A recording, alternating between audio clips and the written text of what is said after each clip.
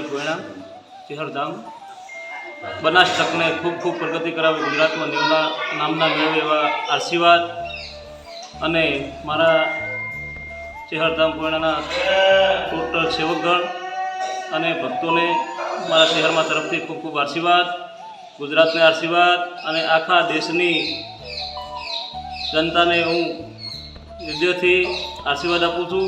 ખૂબ ખૂબ પ્રગતિ કરો અને નવા વર્ષથી નવી શરૂઆત કરો. જય ચેહરમાં, જય શ્રી પુત્રમાં.